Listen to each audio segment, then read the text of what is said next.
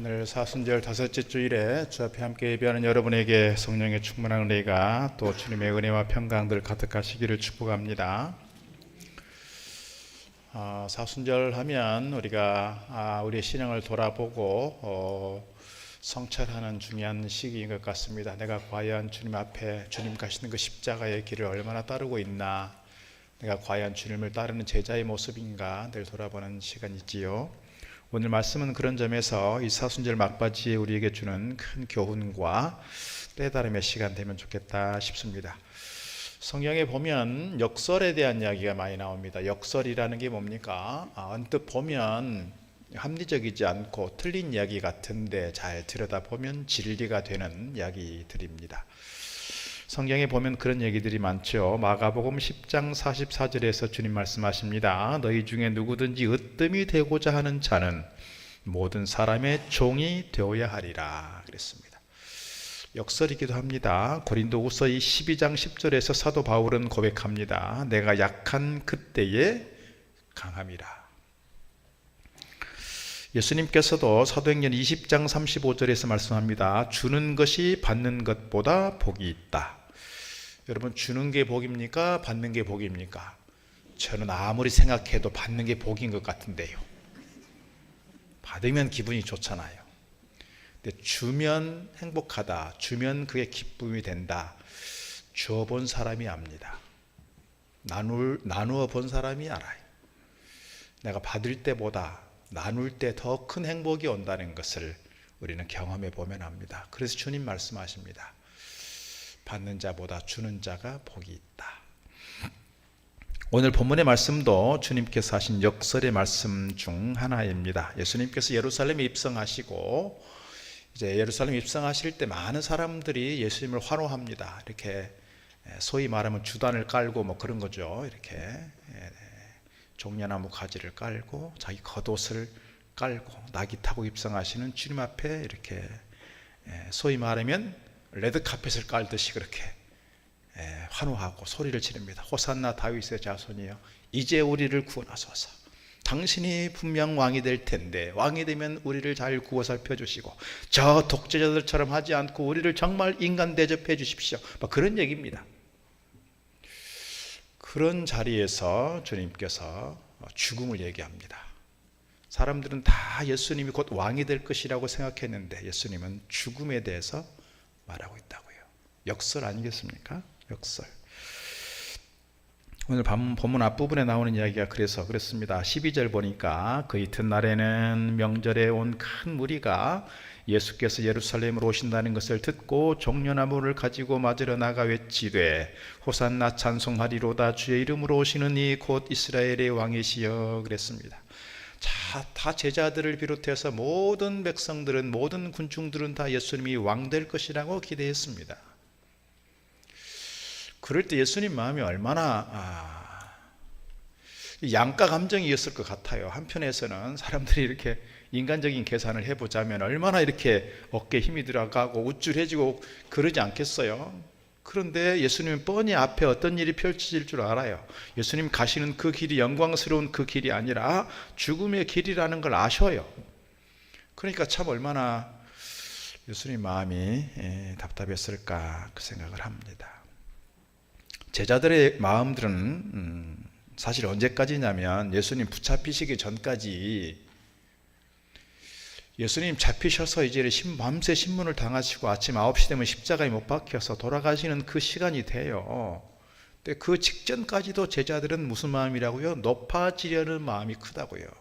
누가 높으냐고 싸우고 있다고요.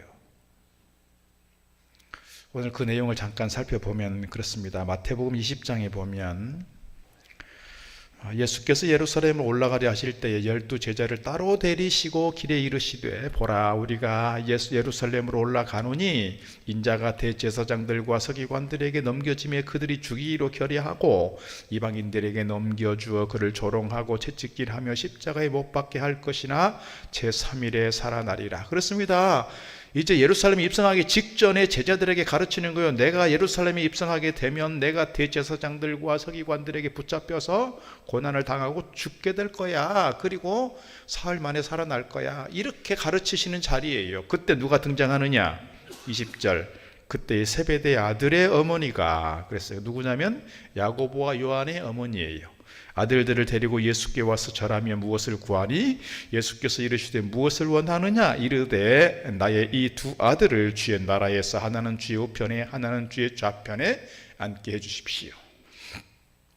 예루살렘에 입성하실 때 어떤 장면이 펼쳐질지 오늘 제자들은 그리고 예수님을 따르는 많은 사람들은 그거를 알고 있다 이 말입니다. 여기서 세베대 아들의 어머니니까 누구냐면 야고보와 요한인데 이 사람들은 누구냐면 예수님의 외사촌이에요. 그러니까 이 어머니는 예수님 어머니 마리아와 자매라 말입니다. 무슨 찬스를 쓰는 거예요? 이모 찬스를 쓰는 거예요. 이모 찬스. 그래가지고 예수님께서 만약에 예루살렘에 가셔서 왕이 되시면 하나는 우편에 하나는 좌편에, 옛날 말로 말하면 하나는 우정승 하나는 좌정승하게 해주세요 이 말입니다. 이렇게 청탁을 하고 있는 그들 앞에 다른 제자들은 어떻게 반응하고 있을까요? 그렇지, 야고보와 요한은 예수님의 그래도 사촌간인데 그래도 그 정도는 우리가 양보해야지, 그런 마음일까요? 전혀 그렇지 않습니다. 24절 열 제자가 듣고 그 두 형제에 대하여 어떻게 했다? 분히 여겼다 그랬어요. 다시 말하면 이 제자들도 똑같은 마음이, 아니 니만 제자냐? 니는 사촌이라고 뭐 과시하는 거야? 나는 수제자인데 나도 3년 동안 열심히 따라다녔는데 나도 뭔가 한 자리 있어야지, 높아지고자 하는 마음이 컸다 이 말입니다. 자, 마지막 성찬식을 앞두고서도 서로가 싸우는 장면이 등장합니다. 누가복음 22장. 또 그들 사이에 그래 그중 누가 크냐 하는 다툼이 난지라 예수께서 이르시되 이방인의 임금들은 그들을 주관하며 그 집권자들은 은인이라 칭함을 받으나 너희는 그렇지 않을지니 너희 중에 큰 자는 젊은 자와 같고 다스린 자는 섬기는 자와 같을지니라 그랬어요. 마지막 성찬을 앞두고, 그래서 요한복음 13장에 보면 세족식이 나오죠. 세족식하고 나서 마지막 만찬을 하고 겟세마네 동산 가셔서 기도하시고 붙잡히시는 장면이에요. 예수님 마음이 얼마나 참 찹찹하실까요? 지난 3년 동안 예수님께서 많은 사역들을 하셨고 많이 가르치셨어요. 예수님께서 내가 십자가에 달려, 십자가라는 표현은 직접 없지만 내가 권력자들에 의해서 죽을 거야 3번에 걸쳐서 말씀하셨다고요. 지금 이 제자들은 자꾸 높은 곳에 마음이 가 있으니 예수님께서 하신 말씀의 뜻, 말씀의 내용, 말씀의 어떤 핵심을 계속해서 놓치고 있는 거예요. 뭐에 사로잡혀서? 자기들 감정에 사로잡혀서, 흥분된 감정에, 내가 다음 주쯤 되면, 내가 예수님께서 왕위에 오르시면 내가 어떤 자리에 될 거야. 예수님께서 그렇게 가르치셨음에도 불구하고 예수님의 가르치심의 진의가 무엇인지를 몰라요. 자기들 욕심에 사로잡혀서. 다른 군중들만 그런 게 아니라 예수님께서 그렇게 가르치셨고 예수님을 따랐던 제자들임에도 이랬단 말입니다. 언제까지? 예수님께서 잡히시기 전까지. 그러면 오늘 우리가 그 제자들에 대해서 손가락질 할 수 있을까요? 우리는 어떨까요? 내가 만약에 그 자리에 있었다면요, 아마 우리도 장담할 수 없을 겁니다. 우리 똑같은 마음일지 몰라요. 지금 12제자가 똑같이 반응하고 있잖아요. 우리도 여전히 높은 곳에 관심이 있고, 우리도 뭔가 대접받으려고 하는데 관심이 있고, 섬기려고 하고, 내가 죽으려 하고 낮아지려고 하는 것에는 별로 관심이 없는 것이 오늘 우리의 모습은 아닌가, 이 사순절의 마지막 우리가 생각해 볼 주제입니다. 한번 생각을 해봅니다. 오늘 이런 장면들을 생각하면서 만약에 제가 우리 자식들한테 물려줄 만한 유산이 있는 것도 아니지만, 만약에 내가 나이가 더 많아지고 죽음의 자리에, 임종에 가까운 시간에 의사 선생님들이 이제 마지막이니까 자식들 다 와서 한 번씩 보세요 하고 불렀어요. 그런데 제가 만약에 재산이 많아가지고 나눠줄 게 많고 물려줄 게 많으면 자식들이 그 내내 아들 둘밖에 없지만 아들 둘이서 서로 내가 큰 거 가져가겠다, 내가 좋은 거 가져가겠다, 내가 이거 가져가겠다, 그렇게 유산 가지고 싸우고 있다면 임종을 앞둔 아버지의 마음이 어떻겠냐 이 말입니다. 오늘 주님의 마음이 그거 아닐까요? 이제 내일 모레면 곧 십자가를 지시고 죽음의 자리로 가셔야 되는 그 상황 속에서, 심지어 오늘 밤이면 끝나는 그 자리에서 조차도 제자들은 여전히 누가 높으냐 다투고 있고 누가 크냐를 얘기하고 있습니다. 제자들은 계속해서 높은 곳에 관심이 있는데 예수님께서는 낮아진 곳에, 죽음의 자리에, 나를 비우는 것에 관심이 있고, 사람들은 자꾸 상승하는 것에 관심이 있지만 주님께서는 계속해서 낮아져 가는 것에 대해서 관심이 있습니다. 이것이 오늘 본문의 핵심적인 내용입니다. 오늘 본문의 말씀 통해서 이 사순절 막바지 역설의 신앙에 대해서 함께 나누려고 합니다. 자, 첫째로요, 죽어야 열매를 맺는 생명의 역설입니다. 오늘 본문에서 주님은 헬라에서 자기를 찾아온 사람들을 만나기 전에 하신 말씀입니다. 전승에 따르면 오늘 이 예수님을 찾아온 헬라 사람들은 사실 헬라가 그리스 지역이 되게 도시국가들이 많으니까요, 도시왕국들이 많은 거죠. 도시왕국 중에서 에데사 왕국이 있는데 이 에데사 왕국의 사신들이라고 알려져 있습니다. 에데사 왕국의 아들 왕자가 있는데 왕의 아들이 한센병에 걸려 있습니다. 그런데 소문을 듣자 하니 예수님께서 많은 병자들을 고쳤고 한센병 환자도 고쳤고 심지어 죽은 자도 다시 살리셨다는 소문을 듣고 그 왕국에서 사신을 파송한 겁니다. 요즘으로 말하면 대사를 보낸 겁니다. 대사를 보내서 예수님이 어떻게 하려고요? 모셔가고 싶어서 그렇죠. 모셔가서 예수님으로 하여금 그 병을 낫게 하고 예수님으로 하여금 그 왕국의 국사, 멘토가 되게 하려는 그 의도가 있었다 그 말이죠. 그래서 제자들도 또는 이런 어떤 정치적 상황들을 알고 있는 사람들이라면 차라리 저 대제사장들이나 또는 권력자들에 의해서 그렇게 지금 죽음의 위기 가운데도 있지만 이것을 피해서 저 에데사 왕국으로 가고 그곳에서 국사로서, 그곳에서 국가의 스승으로서 대접받는 것이 어쩌면 영광스러운 일이었고 그것이 좋은 일이 아니었을까요? 그런 상황 앞에서 오늘 주님은 무슨 말씀하신다고요? 죽음에 대해서 말씀한다고요. 죽음에 대해서. 자, 23절 이렇게 말합니다. 23절. 예수께서 대답하여 이르시되 인자가 영광을 얻을 때가 왔도다 그랬어요. 인자는 누굽니까? 인자는 사람의 아들 이런 뜻인데 예수님께서 자기 스스로를 인자라 그랬어요. 옛날 사극 같은 데 보면 왕들이 자기 자신에 대해서 내가라는 말 안 쓰잖아요. 뭐라고 써요? 짐이, 과인이 이런 얘기 하잖아요. 오늘 예수님께서도 자기 자신에 대해서 인자 이렇게 말하고 있단 말입니다. 인자가 영광을 얻을 때가 왔도다. 영광이란 뭐예요? 앞서 말씀드린 것처럼 제자들이 생각하는 영광, 그 사신들이 생각하는 영광, 군중들이 생각하는 영광은 예수님께서 높은 곳에 앉는 거예요. 이게 영광이에요. 우리도 다 그런 욕심들이 있잖아요. 높은 자리에 올라가는 거예요. 목사님, 제 남편 승진하게 기도해 주세요. 다 높은 곳에 관심이 있고 그래야 또 우리가 뭔가 성취감도 있고 보람도 있고 성공한 것 같고 그렇습니다. 마음도 편하고. 그래서 오늘 우리가 할 수 있으면 높은 곳을 바라보면서 가는 거 어쩌면 우리에게 필요한 일이고요, 우리에게도 중요한 의미가 있는 일들이기도 합니다. 높은 자리일수록 더 선한 영향력을 드러낼 수 있고 높은 자리일수록 우리가 더 좋은 일들을, 더 귀한 일들을, 더 큰 일들을 할 수 있기 때문에 그런 것 같습니다.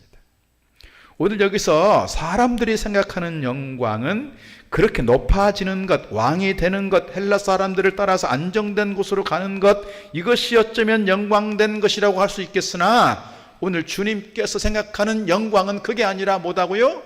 죽음의 길로 가는 거였어요. 죽음의 길로 가는 거.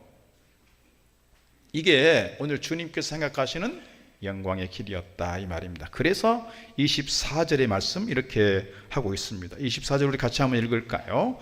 내가 진실로 진실로 너희에게 이르노니 하늘의 밀이 땅에 떨어져 죽지 아니하면 하늘 그대로 있고 죽으면 많은 열매를 맺느니라. 내가 진실로 진실로 그랬습니다. 진실로 진실로, 이 말은 예수님께서 강조하고 또 강조하는 그 말이죠. 우리가 구약 성경에 보면은 심지가 견고한 자를 평강하고 평강하도록 그렇게 말씀하십니다. 그러니까 히브리어 구조 자체는 두 번 반복하면 그 단어의 뜻은 뭐냐면 최상급을 상징한다, 그 말입니다. 최상급. 오늘 주님께서 진실로 진실로 강조해서 말씀하시는 것은 예수님께서 이 땅에 오신 진짜 중요한 목적이 있다. 너희들이 진짜 새겨 들어야 될 중요한 진리가 있다. 그게 뭐다? 죽음이다, 이 말입니다. 하나리, 미랄, 우리가 일동에 오니까 미를 심는 분들은 거의 없는 것 같아요. 저는 제가 남쪽 나라 출신이라 남쪽에서는 주로 이제 가을이 되면 밀을 또는 보리를 심죠. 그리고 이제 봄에 수확하고 그리고 나서 이제 모내기를 합니다. 이 유대 지역은 주로 이제 밀 농사를 하고 빵을 만들어 먹는 문화니까 밀을 가지고 하는 거야. 아니면 우리 같으면 뭐 쌀로 얘기했을지 모르겠어요. 하여튼 밀이 땅에 떨어져서 죽지 않고 그대로 있으면 그게 무슨 열매를 맺고 무슨 꽃을 피우겠느냐, 그 말입니다. 그러나 그 밀 한 알이 땅에 떨어져서 흙에 덜피고 죽고 이게 어떻게 보면 부패해가는 과정이죠. 산화해가는 과정입니다. 그리고 나서 싹이 나고 자라고 꽃이 피어야 열매를 맺는다. 그런데 이 밀알이 썩어지려고 하지 않고 자기를 포기하려고 하지 않으면 그것이 어떻게 꽃을 피울 수 있고 열매를 맺을 수 있겠느냐, 그런 말씀을 하고 있는 겁니다. 그래서 오늘 주님께서는 자기 스스로가 가는 이 길이 죽음의 길이고 밀알의 길이다, 그 말이죠. 그래서 예수님께서 곧 십자가에 달려 돌아가실 것을 예측하고 있습니다. 내가 죽어야 새로운 생명들이 열매 맺는다. 그래서 오늘 우리가 예수님께서 십자가에 달려 돌아가셨기 때문에 오늘 우리가 그 예수를 믿음으로써 어떤 일이 생겼어요? 구원하는 일이 생겼어요. 영원한 생명을 얻게 되었어요. 우리가 하나님의 거룩한 백성으로 살게 되었다, 이 말이죠. 이것을 우리가 놓치지 않으면 좋겠습니다. 우리 어르신들 건강하셔야 될 텐데 건강하시면 좋겠습니다. 오늘 이것이 오늘 핵심의 말씀이라, 이 말이죠. 어떻게 생각하면, 인간적으로 생각할 때 우리가 그렇습니다. 예수님은 신인 양성론이잖아요. 하나님이시면서 사람이시니까 예수님께서 십자가 지시는 것이 뭐 그리 힘들겠어요? 그렇게 생각할 수 있지만 주님께서 겟세마네 가셔서 기도하실 때 뭐라고 기도하십니까? 아버지여 아버지여, 할 수만 있으면 이 잔을 내게서 옮기시옵소서. 십자가에서의 고통이 얼마나 참혹한지, 얼마나 고통스러운지, 얼마나 아픈지 주님 뻔히 아시기 때문에 인간적인 그 마음 가지고 주님께, 아버지께 기도합니다. 가능하면, 할 수만 있으면 이 잔을 치지 않고 이 잔을 마시지 않고 내가 다른 길을 통해서라도 이 일을 이루게 하옵소서. 그런데 아버지의 뜻은 뭐였어요? 하늘 아버지의 뜻은 그리스도께서 십자가에서 죽는 거였어요. 그 죽음을 통해서 새로운 열매들이 생기기 때문입니다. 오늘 우리가 그 주님으로 인하여 구원 얻게 되었고 오늘 이 자리에 앉아있게 되는 줄로 믿습니다. 주님께서 영광의 길이 아니라 죽음의 길을 가신 것이고, 그래서 오늘 우리가 살게 됐다는 것을 다시 한번 기억할 수 있기를 주의 이름으로 축복합니다. 자, 두 번째요, 밀알의 삶은 뭐냐? 자기 자신을 내려놓는 것이다 그랬습니다. 25절 말씀이 이렇게 기록합니다.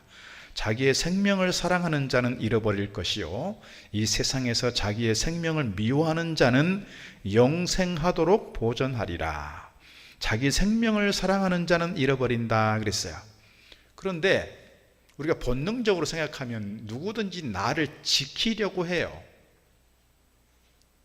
이게 어쩌면 본능적인지 모르겠습니다. 나의 시간을 지키려고, 내 계획을 지키려고, 내 안전을 지키려고 하고, 내 가정을 지키려고 하고, 다 이게 본능적이잖아요. 심지어는 내가 뭔가 불리해진다 싶으면 내가 책임을 져야 될 일임에도 불구하고 책임을 전가하고 다른 사람 탓을 합니다. 이게 본능적이라고요. 본능적이에요.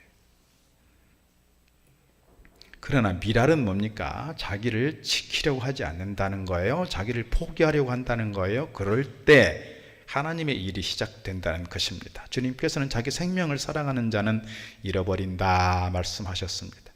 우리가 생각하는 자존심을 지키는 것, 또 계산하는 마음을 갖고 있는 것, 편안함과 내가 중심인 삶,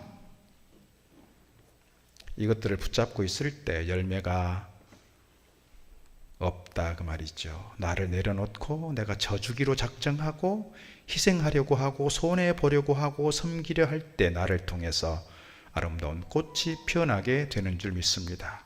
무수한 열매를 맺게 될 것이라 그렇게 생각합니다. 오늘따라 참 분위기가 계속 뭐가지고 그러네요.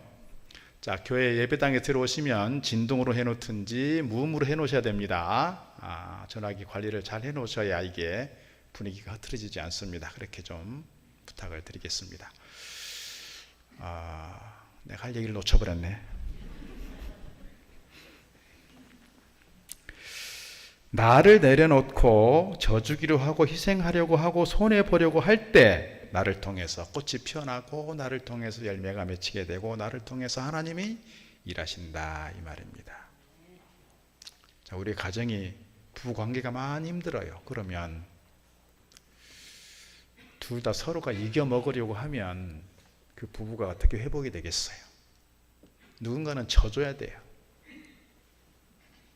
목사님, 제가요 한마디 하면요 제 남편은요 말을 10마디 20마디 해요. 그래도 10마디 20마디 들어줘요. 좀 들어줘야지 어떡하겠어요. 목사님, 제 아내는요 꼭 싸움닭 같아요. 싸움닭을 선택한 사람이 누구예요? 당신이에요. 누굴 탓을 하겠어요? 싸움닭 같은 와이프랑 사는 사람이 얼마나 피곤할까요? 많은 그래도 져주겠다 생각을 하고 내가 당신을 왕비처럼 모시겠습니다 하는 마음이 있어야 그 부부관계는 유지가 되고 회복되지 않을까요? 둘 다 서로 바닥바닥 이기려고 하고 져주지 않으려고 하면 그냥 그렇게 가는 거예요. 가정이 그렇고 공동체가 그래요. 그래서 오늘 주님께서는 죽어야 된다는 거예요. 죽어야 된다. 죽어야 된다. 여러분, 기적은 내가 포기하는 자리에서 시작됩니다. 내가 무릎을 꿇을 때, 내가 눈물 흘릴 때, 내가 주님의 뜻대로를 말하게 될 때 주님께서 우리를 통해서 일하시게 되는 줄로 믿습니다. 자, 세 번째요. 미랄 신앙의 계승자, 곧 주님을 따르는 제자의 길입니다. 오늘 우리가 사순절을 지나면서 내가 주님을 따르겠습니다 다짐하는 시간들이기도 합니다. 오늘 26절에서 말씀합니다. 사람이 나를 따르려면 섬기려면 나를 따르라. 주님을 섬긴다고 말하면서 주님을 따르지 않는 거는 이거는 거짓말이라 이 말입니다. 그래서 내가 주님을 섬기겠다, 내가 주님을 주님으로 섬기겠다라고 하면 내가 주님 가신 그 길을 따르는 것이 마땅히 우리가 해야 될 일이라는 거예요. 그런데 주님 말씀하십니다. 나 있는 곳에 나를 섬기는 자도 거기 있으리니 사람이 나를 섬기면 내 아버지께서 그를 귀히 여기시리라 그랬어요. 주님을 섬기는 사람들과 주님 함께 하시고요, 그 섬기는 일들 속에서 하나님께서는 그를 귀하게 여겨주시겠다. 어떤 그를? 주님을 따라서 죽음의 길을 가는 그 사람, 섬김의 길을 가는 그 사람, 져주기로 작정한 그 사람, 희생하려고 작정한 그 사람, 뭔가 손해보려고 작정한 그 사람, 주님께서 귀하게 여기신다. 이것이 주님을 따르는 길이다 이 말이에요. 주님을 따르겠다고 하면서 내가 죽어지지 않고 내가 낮아지지 않고 겸손해지지 않는다면, 내 마음을 누그러뜨리지 않고 내 마음을 비우지 않는다면 그것은 주님을 따르는 게 아니다 이 말이죠. 아니다. 주님께서 오늘 우리를 향해서 주님 가신 그 길을 우리에게 요구하고 있습니다. 그러면서 하시는 말씀이 자기 생명을 사랑하는 자는 잃어버린다 이렇게 말씀하십니다. 미랄의 삶이라는 게 뭔가?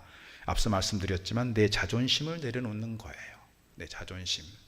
사실 자존심, 제가 간혹 자존심과 자존감에 대한 이야기를 드릴 때가 있습니다. 자존심하고 자존감은 비슷한 것 같지만 많이 다릅니다.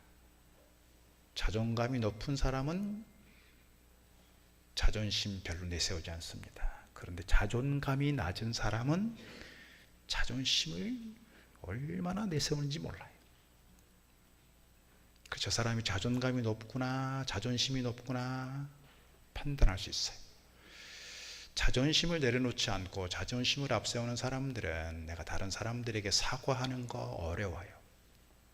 내가 분명히 실수했어요. 내가 뭔가 잘못했어요. 내가 분명히 뭔가를 오해해서 저 사람에게 잘못된 말을 했고 성질을 부렸고 큰 소리를 쳤어요. 상처를 줬어요. 나중에 알게 됐어요. 알게 됐으면 어떻게 해야 돼요? 당연히 사과해야 되는 거예요. 근데 사과를 못해. 왜요? 자존심이 허락하지 않아. 이건 자존감이 높은 게 아니고요. 자존심이 센 거예요. 성숙한 사람이 아니에요.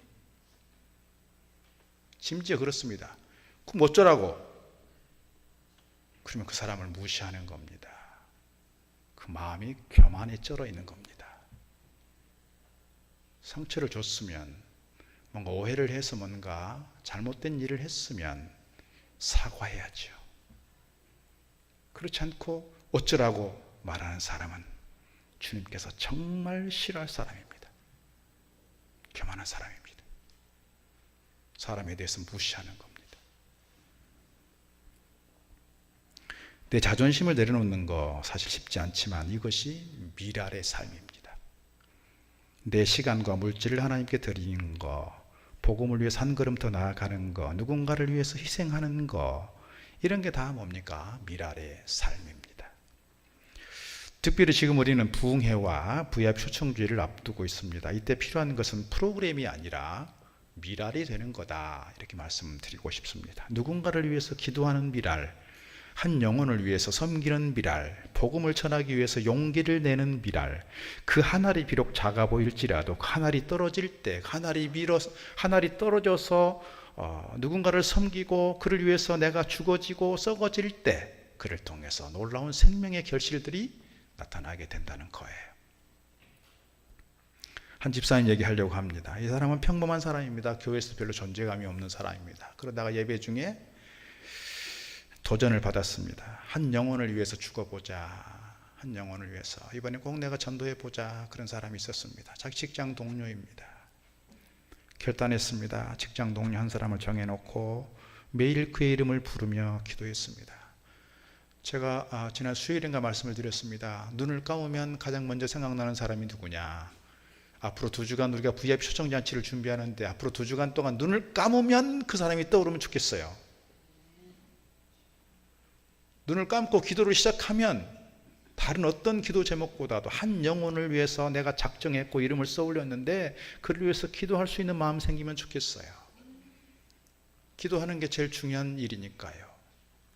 그래서 이분도 기도하기 시작했어요. 일주일이 지났어요. 전혀 변화가 없어요. 한 달이 지났어요. 오히려 얘기만 꺼내면 종교 얘기하지 마라. 냉담하게 반응합니다. 그렇게 6개월이 지났습니다. 아무 변화가 없습니다. 6개월쯤 지나면 어떨까요? 마음이 지칠 법도 합니다. 그런데 이 사람 포기하지 않았어요. 왜요? 하나님께서 나에게 저 영혼을 붙여줬다라고 믿었기 때문이에요. 내가 어떻게든지 저 사람 한 사람이라도 내가 뭔가 해봐야 되겠다. 그래서 비록 작은 것이지만 회사에서 동료로서 최선을 다해서 그를 도왔습니다. 섬겼습니다. 기도했습니다. 축복했습니다. 6개월이 지나도 변하지 않았던 그가 1년쯤 지나면서 바뀐 게 있습니다. 제가 지난 주일날도 말씀을 드린 바가 있는데 지난 수요일에 말씀드렸나요? 한 사람이 이렇게 어렸을 때부터 공부도 잘하고 사회적으로 성공했던 그 변호사가 자기가 이제 공황장애가 걸리고 나면서 사람이 바뀌었다고요. 약해진 마음이 생겨서 자기를 위해서 그렇게 기도했던 사람에게 찾아가서 날 위해 기도해달라. 그리고 내가 교회 가겠다. 그리고 교회 왔어요. 그 얘기를 했죠. 이분도 마찬가지예요. 그 사람의 가정에 문제가 생기니까 자기 혼자 도저히 감당할 수 없는 문제가 생기니까 자기를 위해서 기도해 줬던 그 사람에게 요청하는 겁니다. 나를 위해서 기도해 주라. 한 번도 기도에 대한 얘기를 꺼낸 바가 없고 교회에 대한 얘기만 나오면 그렇게 알러지 반응을 일으켰던 이 사람인데 자기 삶의 문제가 크게 와닿게 되니까 자기가 감당할 수 없는 삶의 무게 앞에서 견딜 수 없이 괴로워하다가 그 친구를 그 직장 동료에게 요청하는 겁니다. 그 직장 동료에게. 그래서 나를 위해서 기도해 주라. 그리고 교회를 따라 나오게 되었고 눈물 흘리며 예수님을 영접하게 되었고 그가 신실한 신앙인으로 서게 되었다는 이야기죠. 여러분, 거창한 일을 한 게 아닙니다. 특별한 사람도 아니었습니다. 그저 하나의 미랄이 되기로 했습니다. 한 가지를 했습니다. 그랬던 그에게 이렇게 고백하는 겁니다. 내가 당신의 말 때문이 아니라 당신이 나를 향해서 포기하지 않는 사랑을 보여주었기 때문에 내가 당신을 신뢰하게 되었고 당신을 따라 나오게 되었다라고 말하고 있습니다. 큰 일 한 게 아니지만 작은 일 했지만 그 작은 일이 그의 영혼을 변화시켰고 좋은 생명의 결실로 나타나게 되었다는 사실입니다. 오늘 우리도 정말 주님을 따르는 제자의 길을 가는 데 있어서 우리가 정말 내가 미랄이 되겠습니다. 그런 결단이 있어야 할 줄로 믿습니다. 내가 사순절을 마지막 보내는 과정 속에서 내가 주님처럼 믿음의 길, 생명의 길, 죽음의 길, 미랄의 길로 가겠습니다. 그러한 제자로서의 결단이 우리 가운데 있기를 주 이름으로 축복합니다. 자, 네 번째요. 네 번째, 미랄의 꽃은 눈물이 아니라 부활의 기쁨이라 이 말입니다. 자, 미랄이 죽어서 썩어가면 그것이 그렇게 썩는 것으로 죽는 것으로 끝나는 것이 아니라 그를 통해서 새로운 생명이 솟아나게 되고 새로운 생명이 태어나면서 그에게 좋은 꽃이 피어나고 좋은 열매를 맺게 된다는 거예요. 그 열매라는 게 뭐예요? 오늘 말씀을 통해 우리가 기억하는 것은 부활의 기쁨이라는 거예요. 예수님께서 십자가에 달려 돌아가셨습니다. 죽음으로써 끝나는 것이 아니라 주님께서 다시 사흘 만에 부활하셨다는 거예요. 부활하심으로써 우리에게 부활의 첫 열매가 되어주셨고 우리에게 산 소망이 되어주셨다는 점에서 오늘 우리도 죽어지면 낮아지면 나를 비워가면 나를 통해서 아름다운 생명의 꽃이 피어나고 나를 통해서 주님께서 일하신다는 것을 오늘 우리에게 분명히 말씀해 주고 있습니다. 그래서 오늘 우리가 헌신하는 것, 오늘 우리가 눈물을 흘리는 것, 오늘 우리가 수고의 땀을 흘리는 것, 이것은 결코 사라지는 것이 아니라 헛되는 것이 아니라 반드시 꽃으로 열매로 돌아오게 되는 줄로 믿습니다. 그래서 우리가 부활주일을 지날 때 우리가 부활주일에 가능하면 VIP 초청잔치를 하는 것은 우리가 단순히 부활절이니까 기뻐하자 이렇게 끝나는 것이 아니라 부활주일을 통해서 나의 어떤 잠자는 영혼이 깨어나는 역사가 있기를 바라고 뿐만 아니라 잃어버린 영혼들이 죽어가는 그 영혼들이 다시금 소성케 되고 회복되고 다시금 일어서는 부활의 기쁨을 함께 누려보자. 그런 마음 가지고 우리가 부활절 때마다 하는 일이 뭐예요? VIP 초청잔치를 하는 거예요. 한 영혼이라도 다시금 살아나는 그 구원의 역사 속에서 마음껏 부활하신 주님을 찬양하고 함께 기뻐하자. 이게 부활의 참 의미가 아닐까요? 우리가 이것을 지금 준비해 가고 있다 이 말입니다. 그런 점에서 이번 VIP 초청주일은 단순한 초대가 아니라 죽어가는 영혼이 살아나는 부활의 현장이 되어야 할 줄로 믿습니다. 주님께서 오늘 우리에게 이렇게 약속하십니다. 26절 다시 봅니다. 사람이 나를 섬기려면 나를 따르라. 나 있는 곳에 나를 섬기는 자도 거기 있으리니 사람이 나를 섬기면 내 아버지께서 그를 귀히 여기시리라 그랬습니다. 주님을 섬기는 것은 제자로서 육신의 욕망을 이기고 미랄 신앙을 실천하는 것입니다. 그 미랄 신앙을 실천하는 것, 이것이 사실은 십자가의 길입니다. 그러나 십자가 후에는 뭐가 있다? 영광이 있다. 스펄전 목사님이 했던 말이 있습니다. 유명한 말입니다.